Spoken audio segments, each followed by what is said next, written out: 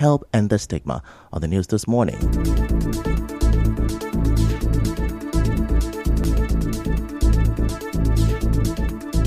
Fatal boat tragedy on Bonny Waterway.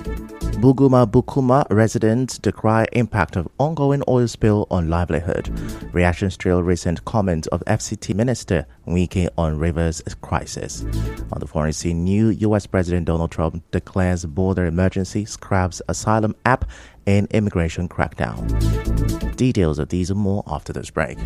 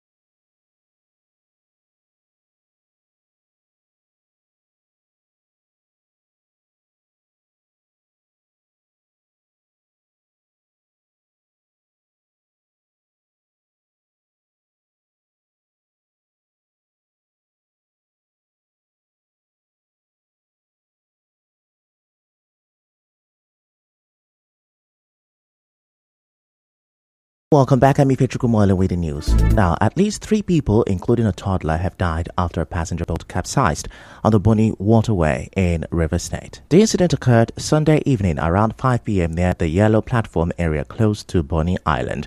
The boat carrying 22 passengers was traveling from Port Harcourt to Bonny when it was reportedly hit by a storm. The spokesperson for the Rivers State Police Command, Grace Eringe-Koko, confirmed the incident, describing it as a tragic event. She said 19 passengers were rescued and the bodies of the 3 people who drowned have been recovered. Chairman of the Maritime Workers Union and some residents of Bukuma in Rivers State say the ongoing crude periwinkle pickers on the muddy bank of the water, lamenting their inability to pick periwinkles from the area.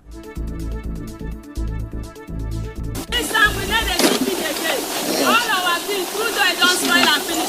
For us, for them, nothing they see this time like nothing from us. I beg, wait for the government, make them go help us. Me, my children, and this is time I they carry children. Make gonna help us. Tell government, they see the kind of suffer where they suffer. Since morning, I pray here, they find us and no one come. This one where I pick them, all of them don't die. So nothing, I beg, come and help us. Oh yeah. We know they sleep because of that thing where they flow. And the thing don't spoil all our water. Our inside they don't die finish. Nothing will they see people. Now hunger our children they go school. The inside one will go try pick. Yes, one will go keep and he don't die. A fisherman seen checking the net he cast into the water showed an empty net. Nothing will they see for this river again because of the oil spillage. The oil don't spoil everything. See no fish since morning. See the oil everywhere. The women right there and the people where they go preco. They never fit big preco again because the oil don't kill all the preco where they on top the mangrove. Everything don't spoil. We not eat again. No money because now this thing I would use to survive as rivers people. Make government come help us. For us all my year, everything don't spoil finish because of the oil spillage. Meanwhile, the representative of the Degema constituency in the Rivers State House of Assembly, Peter Abi, has expressed his sympathy to the people of Bukuma community following the fire from an oil spill that has affected the ecosystem. During a visit to the site, Mr. Abi described the situation as devastating, pledging to ensure that the cause of the oil spill is thoroughly investigated. He also expressed hope that the fire would soon be put out by the relevant authorities. The fire was very devastating. What we saw on ground, we can't express. It's really devastating to the environment, to the ecosystem. My heart goes out to the Bukuma people. Right now, we have heard different stories. As a lawmaker, I'm trying to do my best to find out what really happened there. I do pray and I do hope that the people I saw there, in no time, will put out the fire. Mr. Abiy further urged the people of Bukuma to maintain peace and avoid any actions that could disrupt law and order in the community. As their representatives, this is calling on the great people of the kingdom of Bukuma to please remain calm. I believe in no time we will reach out and then everything will be brought under control.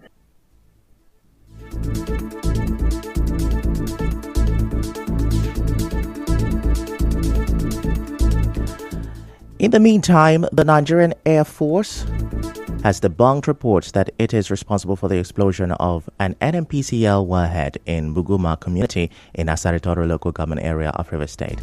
Director of Public Relations and Information Air Vice Marshal Olushola Akimboyewa made this known today. Now, he said insinuations linking the NAF with the explosion are false, adding that high-definition video recordings from the NAF platform, including footage from December 2024, clearly show the wellhead spilling oil and the barge already burned before its arrival at the location. He noted that the NAF ensures due diligence before engaging any target so that only illegal refining sites and equipment are destroyed.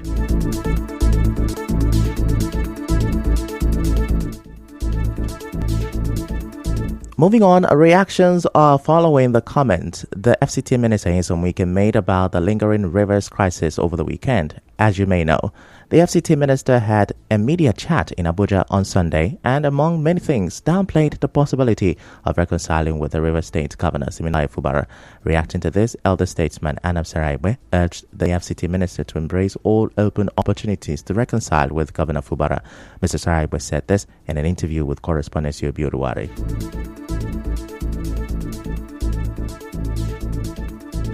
I will advise him to embrace the PANDEF country led by Obongata and let them be able to resolve it as a region for the two of them. It is better to resolve and work together in peace.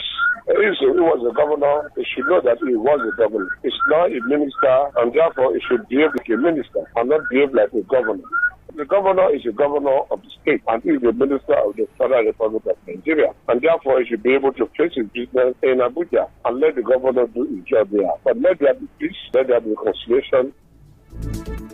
The elder statesman, however, said if the FCT minister fails to embrace peace and end the lingering political crisis, his political structures in the state will continue to shrink. I am saying the FCT minister should embrace peace and resolve this issue with the government. It is to his advantage. But if he refuses to make peace, the end result will not be good for him. Because from now onward, his structures will be collapsing. Already he has no structure again. The governor abandoned the PDP structure, abandoned the APC structure, and used APP, an unknown party, to win the council. In the same token, if he refuses to make peace, the governor has several windows to use. The first one is to surrender. That's the first. An APC member in Rivers State, Chizi Nyomasili, also spoke on this.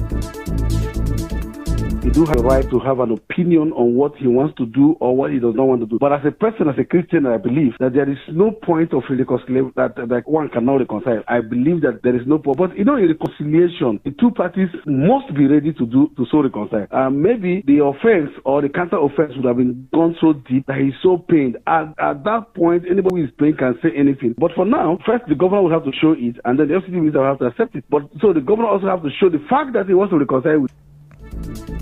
The Rivers APC chieftain, however, reacted to the criticisms of some judges by the FCT minister. He has his individuality. He has the right to be angry. He has the right to hear his opinion. Whatever he's accused, the onus of defense is on him, not me. So he knows why he says certain things about. He has more intelligence around about those judges than myself. So when he is speaking from the point of almost authority. Still to come, stakeholders set expectations as Rivers Council Chairman mark 100 days in office. Stay with us. Congratulations to Dr.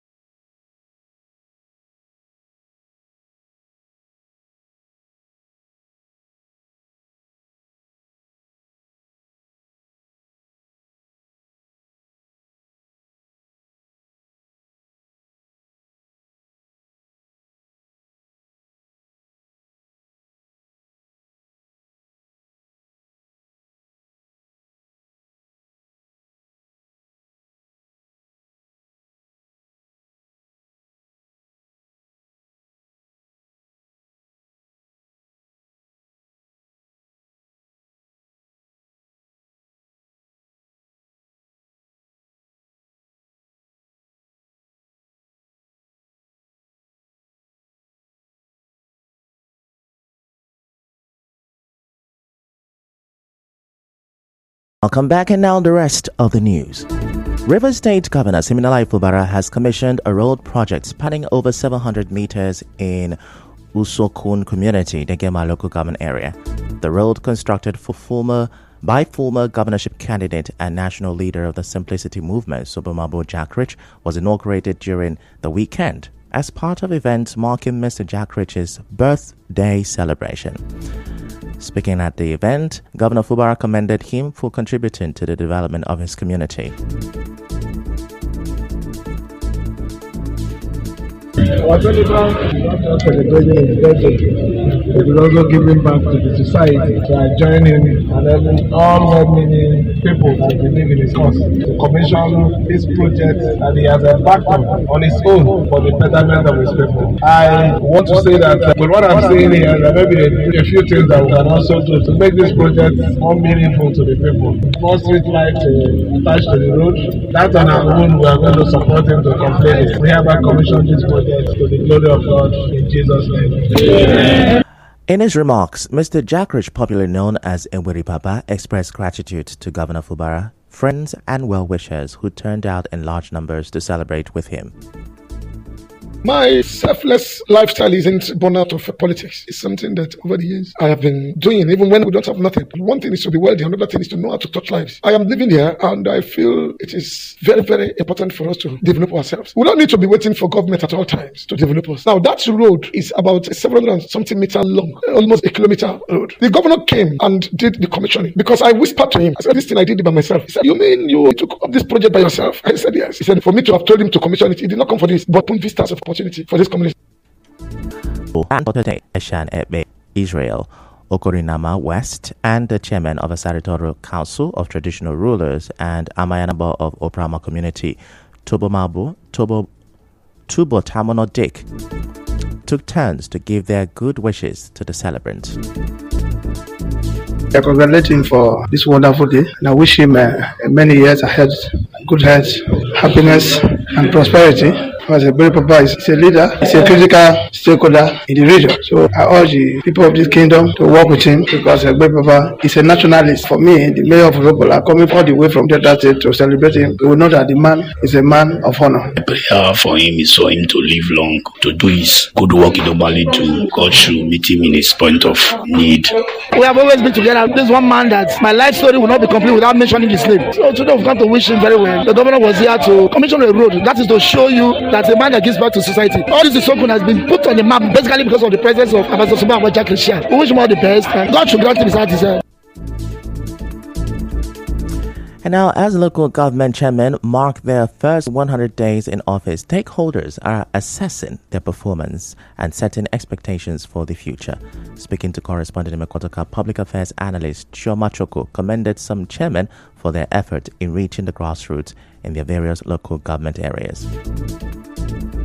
Between the current local government chairman in question and what you have in the other globe, beginning from the first, I think I may be very honest in saying that a very handful of them are doing practically well because these are persons who have been able to reach out to some persons or particularly their local government. There is more than sufficient fund that has been released either from the federal government or the state government into the coffers of the LGA. So we expect them to do more. They have sufficient time to render the services that is expected of them. They have sufficient funds to carry out local activities that is expected in the Constitution. Mr. Choko further urged the chairman to take advantage of local government financial autonomy to improve service delivery and meet the needs of their constituents. Public affairs analyst Olale Koike also bared his mind on this. 100 days, yes, some of them have concentrated on trying to reach out to people, trying to empower people in terms of provision of vehicles, trying to assist people in terms of donation of money, trying to carry out humanitarian programs in terms of reaching out to people during the Yuletide season. Yes, I will say yes, some have shown that. These are parameters that are in the Sustainable Development Goals to enable us judge how each of the council chairmen can perform. Mr. Ige, however, said a clearer assessment of the performance of the council chairman would be possible after the presentation of their 2025 budget. He said the budget should focus on key areas of... Some are still trying to scratch the surface in terms of what they can do. But I think the best way to be able to call the council chairman will be when they begin to present their budget for the year 2025. Remember the Sustainable Development Goals. Those are the parameters through which we can measure the performance of council chairman in terms of lifting people out of poverty, economic empowerment, education, health, scholarship, giving opportunities for people to be able to fend for themselves. Now, in another development, one of the local government election petition panels in Rivers State will rule today on the petition filed by the Labour Party candidate in Port Harcourt City local government. Our correspondent who visited the three panels on Monday report that almost all the petitions filed by aggrieved chairmanship and councillorship candidates have crossed the hearing stage. Recall that in October last year, more than 45 petitioners indicated interest in challenging the outcome of the October 5th, 2024 local government elections conducted by the Rivers State Independent Electoral Commission, RISIEC. Most of the cases were filed by chairmanship candidates of the APC and Labour Party. In other news, the Nigerian Communications Commission, NCC, has approved the request of telecommunications companies to raise tariff. For details of this and more, catch the business news at 7. We go on another short commercial break. When we come back, we'll wrap up the news.